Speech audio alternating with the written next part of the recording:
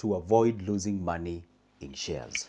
Are we together? That is exactly what I'm going to share with you on this particular video. And by the way, guys, thank you very much for always coming here and watching my videos and also finding time to like my videos. And if you're watching this video and you're this kind of a guy who watches without even liking the video, come on, don't be so mean. Just hit that like button.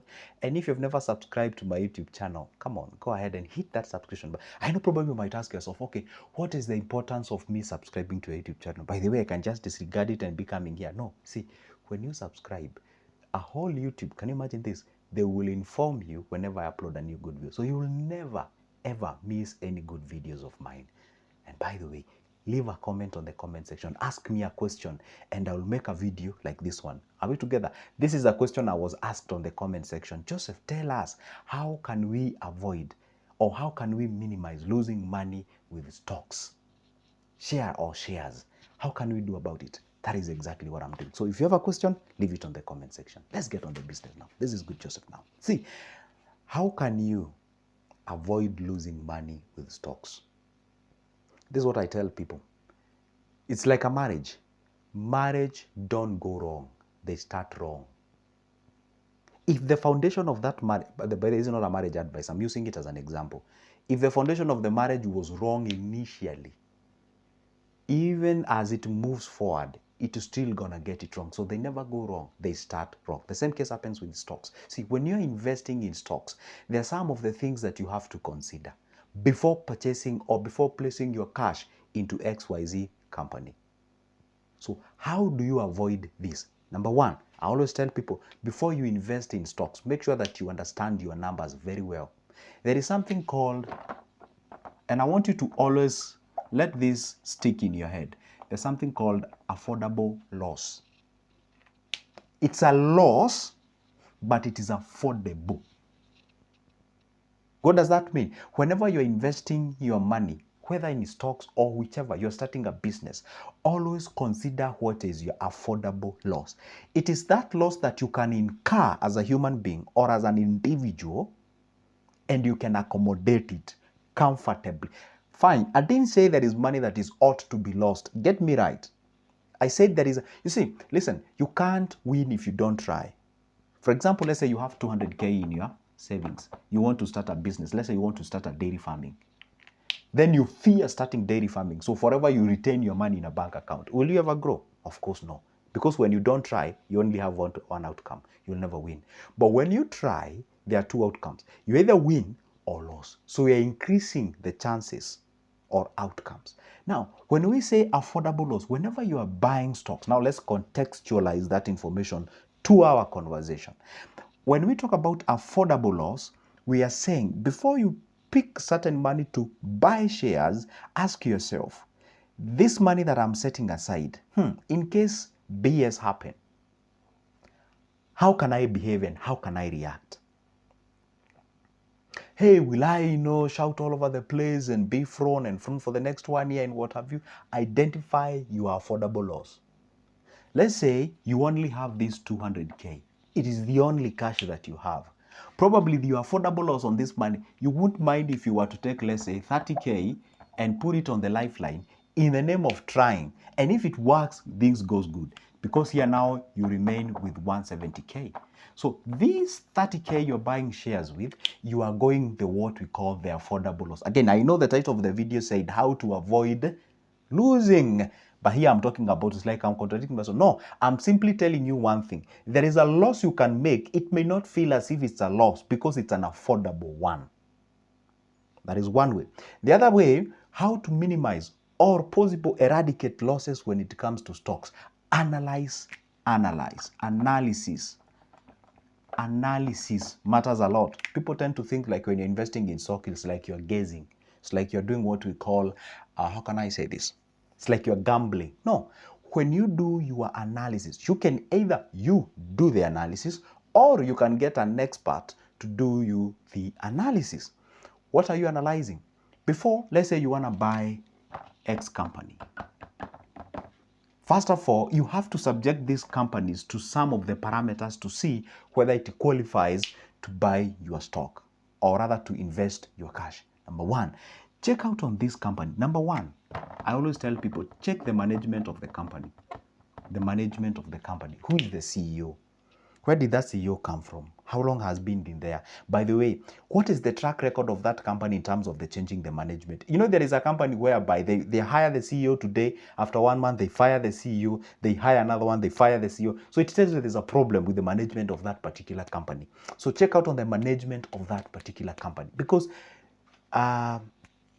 there is a Swahili term that says the fish start rotting from the head. I don't know, something like that. So if there is something wrong with the management, it actually trickles down even to the guy who opens the gate. So check out on the management of the company. Number two, what you have to check, it's the future prospects of that particular company. If you go to their website, check out there on their mission, on their vision. What are their vision? What are their mission? Then counter-check that with the current status where they are. Are they offering that what they said is their mission, their vision?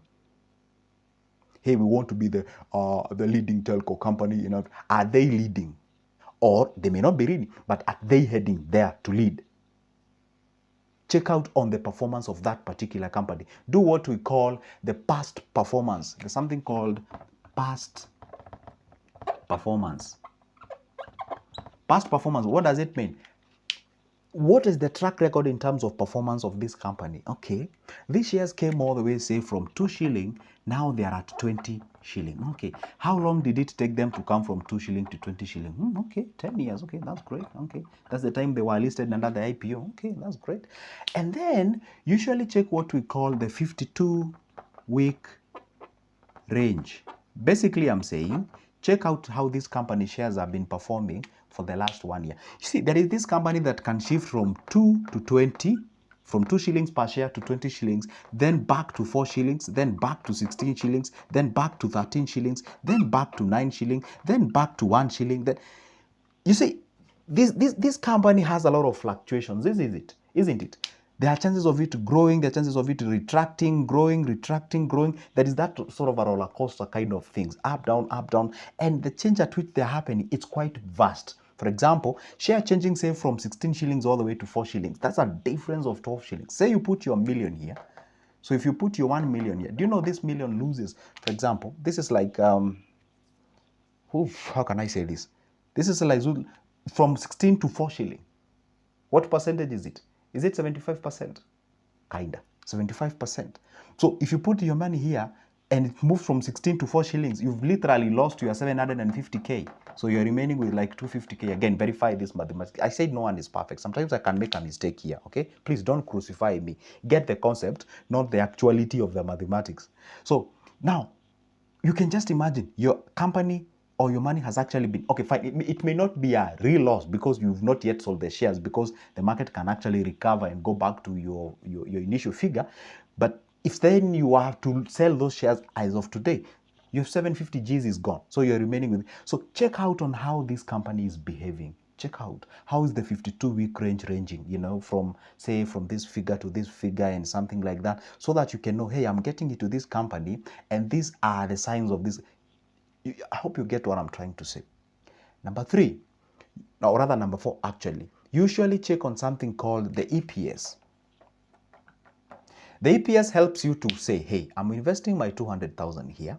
If these guys are paying earning per share, say, of 30 shillings or 20 shilling or whichever the shilling. So if this guys pays me, say, in the next 5 years, so I'm going to be, see, okay, you may not know exact how much you earn, but at least you can work with EPS and another something called the percentage yield.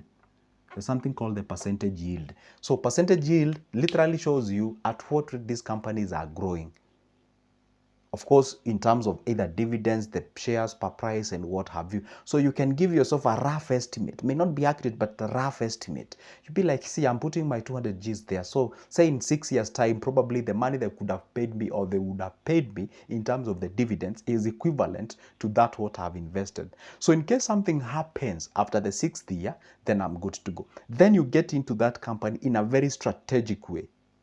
Very strategic way. You know what? This is my, see, whenever you're investing in stock, you have to have 2 things. 1, the entry point, and 2, exit point.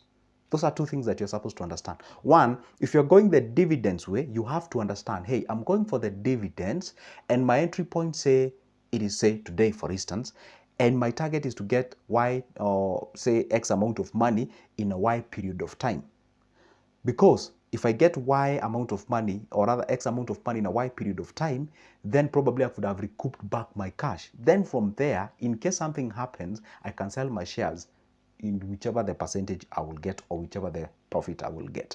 So we call that an entry point, and then you know I'm planning to exit, say on my 7th year or my 6th year or my 3rd year or my 4th year. And another way you can actually target this is getting into the stock market and be like, I'm buying this stock, say at 4 shillings, and I am targeting it to hit 6 shillings. So I'm only targeting 2 shillings. That is if you're a capital gain oriented.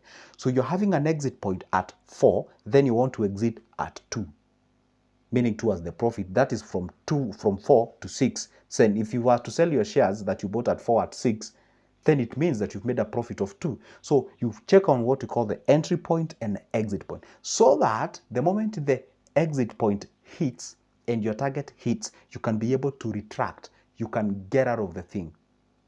And now you can get out of the market, then you monitor again, you get into it. Sure, this, if you're not an expert, truly speaking, you may not be able to master this within a short period of time, but it needs you to take time and time to study this market. That's why I always insist to people, hey, if you are getting into the stock buying, please don't be lazy. I beg you not to be lazy. Because if you are lazy and you're getting into the stock market, then I can assure you for sure, you'll see dust. Stock market doesn't want you to be lazy. It wants you to, be investing, or rather be investing in the knowledge, understanding how is the market behaving, what is the central bank doing, how is the economy doing. Hey, guess what do we prospect? For example, in Kenya, we have like a year before we go to an election. How does electioneering year or period affect the stock market in Kenya? If you're interested to buy stocks here, maybe probably they will tank or they will go up. You have to predict all these things. Hey, guess what, if we have a certain calamity, and God forbid, how does it affect the stock market? Oh, okay, how did the presidency of somewhere, these are the things that you are supposed to understand, so that you know where are we going, where are we supposed to put your money. Not just getting into the stock market and just living like that and expecting somewhere and people will be, no, we don't do that. But legally, you are allowed to contact your stockbroker to advise you on the shares that you're supposed to buy. Sometimes I get people asking me what stocks to buy.